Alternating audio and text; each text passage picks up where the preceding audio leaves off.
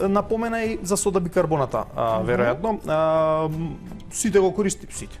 Традиционално се користи за ако имаме нелагодност или киселини, велиме народски во желудникот, кои што повторно доаѓаат најчесто од наш несоодветен однос према исхраната или касна исхрана, или прекумерно внесување на алкохол или други надразнувачи.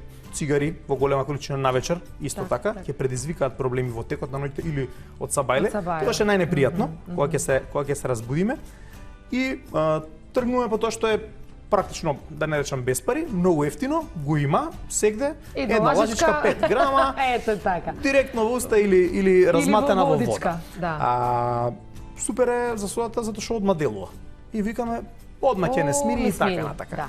Меѓутоа, ова е класична, да речам, факултетска теза која што вика дека треба да се избегнува овој пристап, затоа што иако таа брзо го стабилизира и киселината во желудникот, предизвикува накнадна реакција и огромна лачење на дополнителна киселина во нашиот желудник. Организмот реагира на оваа базна средина што ја правиме. Так. И лачи дополнителна количина на киселина и предизвикува на тој начин ребаунд ефект, дополнителни проблеми покасно.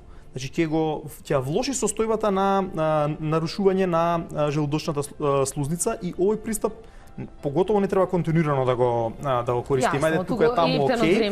Меѓутоа дефинитивно е несоодветен пристап и е ризик по нашиот желудник. Има други типови на антациди кои што се покажале како побезбедни од тип на антациди што содржат калциум и така натака, кои што ги